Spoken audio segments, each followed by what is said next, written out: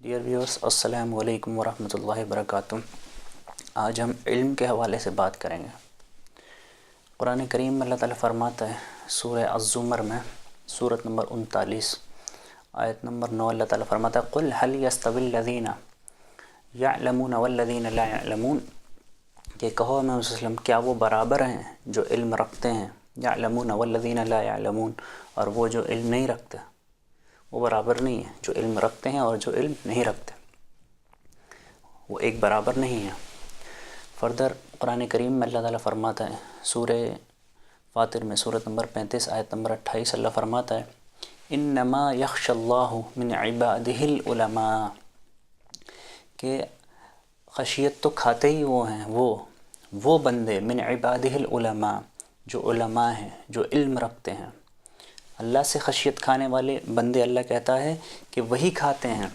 کون کھاتے ہیں؟ جو علماء ہیں، جو علم رکھتے ہیں۔ تو علم کی بہت فضیلت ہے۔ علم کا مرکز قرآن کریم ہے اور اس کی حکمت سنت کے اندر بیان ہے۔ بہرحال واعظ کے لیے قرآن کریم سب سے فورموسٹ چیز ہے، انذار کے لیے قرآن کریم سب سے فورموسٹ چیز ہے۔ قرآن علم کا مرکز ہے۔ حدیث میں آتا ہے نبی صلی اللہ علیہ وسلم نے فرمایا خیرکم من تعلم القرآن وعلمہ، کہ تم میں سب سے بہترین وہ ہیں جو قرآن سیکھتے ہیں اور دوسروں کو سکھاتے ہیں، یعنی کہ قرآن کا علم سیکھتے ہیں اور دوسروں کو سکھاتے ہیں۔ اس میں سب چیز شمار ہے، خواہ وہ کوئی قرآن کی تجوید ہی سکھانا ہو یا کیسا بھی علم ہو، سب اس کے اندر شمار ہے۔ لیکن اس کا اعلیٰ ترین درجہ یہ ہے کہ آپ قرآن کا فہم سیکھیں اور لوگوں تک اس کا فہم پہنچائیں۔ حدیث میں آتا ہے نبی صلی اللہ علیہ وسلم نے فرمایا کہ من یرد اللہ بہ خیرا، کہ جب اللہ تعالیٰ کسی کے ساتھ ارادہ خیر کر لیتا ہے تو یفقہ فی الدین، کہ اس کو دین کی صحیح سمجھ عطا کر دیتا ہے۔ انما انا قاسم واللہ یعطی، کہ میں تقسیم کرنے والا ہوں، اللہ عطا کرنے والا ہے۔ تو اللہ تعالیٰ جب کسی کے ساتھ ارادہ خیر کرتا ہے تو اس کو دین کی صحیح سمجھ عطا کر دیتا ہے۔ دین کی صحیح سمجھ یہ اللہ تعالیٰ کی خیر ہے۔ من یرد اللہ بہ خیرا یفقہ فی الدین، کہ اس کو اللہ تعالیٰ دین کا صحیح فہم دے دیتا ہے۔ حدیث میں آتا ہے نبی صلی اللہ علیہ وسلم نے فرمایا کہ طلب العلم فریضۃ علی کل مسلم، کہ علم کا طلب کرنا ہر مسلمان پر فرض ہے۔ حالانکہ وہ اسنادہ ضعیف، اس حدیث کی سند جو ہے ضعیف ہے۔ بہرحال تو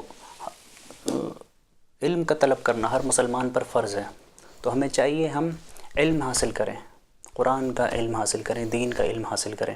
یہ سب سے فرسٹ پرائیورٹی ہونا چاہیے۔ اس کے بعد دیگر علوم بھی حاصل کرنا ضروری ہے، تاکہ ہمیں چاہیے کہ ہم لاء پڑھیں، ہمیں چاہیے ہم میڈیسن پڑھیں، ہمیں چاہیے ہم ہر طرح کے علوم حاصل کریں۔ یہ بھی علوم اللہ کی ہی دین ہے۔ یہ سارے جو بھی سائنس علوم ہیں، یہ کیا ہیں؟ اللہ تعالیٰ کی نشانیاں ہیں۔ سنوریہم آیاتنا فی الآفاق، کہ اللہ کہتا ہے اور ہم ان کو دکھا دیں گے اپنی آیات آفاق کے اندر۔ یہ میں نے الگ سے بات کری ہے سائنسز ان قرآن میں، یہ جو بھی الگ الگ سائنسز قرآن کے اندر بتائی گئی ہیں وہ میں نے الگ سے ایک مختصر سی میں نے بات کری ہے، اس کے بارے میں ایک ویڈیو سائنسز ان دا قرآن، آپ دیکھ سکتے ہیں اس کو۔ تو اللہ تعالیٰ نے جگہ جگہ پر الگ الگ ہمیں آیتوں میں بتایا ہے الگ الگ علوم کے بارے میں، جو بھی نکلتے ہیں، جو بھی الگ الگ سائنسز ہیں۔ جیسے کہ میڈیسن کے بارے میں اللہ فرماتا وفی انفسکم افلا تبصرون، اور تمہارے خود کے اندر اللہ تعالیٰ کہتا افلا تبصرون، کیا تم دیکھتے نہیں؟ مطلب ہمارے خود کے اندر اللہ تعالیٰ نے نشانیاں رکھی ہیں، ہمارے خود کے اندر نشانیاں ہیں۔ تو دس آیت forms the basis of medicine, all of medicine, کہ ہمارا اسٹرکچر آپ اگر سمجھیں گے کتنا کمپلیکیٹڈ ہے انسان کی ہیومن باڈی کا اسٹرکچر، اس کی فزیولوجی، کیسے آپ کا دل کام کرتا ہے، کیسے آپ کے سارے سسٹمز کام کرتے ہیں، آپ جب اس کی تہہ میں جائیں گے تو بے شک آپ الٹیمیٹلی جو صحیح فہم والا آدمی ہوگا وہ کہے گا بے شک اس کی تخلیق کرنے والا وہ ایک معبود ہو سکتا ہے۔ تو یہ حق کی طرف لے جاتی ہے۔ ہر وہ علم جو آپ کو حق کی طرف لے جائے گا وہ علم نافعہ ہوگا، وہ علم نفع پہنچانے والا علم ہوگا جو آپ کو حق کی طرف لے جائے گا، ایک اللہ تعالیٰ کی طرف جو علم لے جائے گا۔ سارے علوم جو ہے، اگر آپ ایک انسان صحیح فہم سے، دین کے فہم سے اگر علموں کو سیکھتا ہے تو وہ اسے علم نافعہ ہی ہوگا، اس کو نفع پہنچانے والا ہی علم ہوگا، کہ وہ پھر شہادت دے گا اس بات کی کہ واقعی یہ جو تخلیق ہے یہ صرف اللہ تعالیٰ کی ہی انجینئرنگ ہو سکتی ہے، اللہ تعالیٰ ہی بنانے والا ہے، اللہ تعالیٰ ہی تخلیق کرنے والا۔ فتبارک اللہ احسن الخالقین، so blessed be Allah the best to create. تو احسن الخالقین اللہ تعالیٰ ہے، تو سارے دیگر علوم ہمیں سیکھنے چاہیے۔ وفی انفسکم افلا تبصرون، تمہاری خود کی ذات کے اندر اللہ تعالیٰ نے نشانیاں رکھی ہیں، افلا تبصرون، کیا تم دیکھتے نہیں؟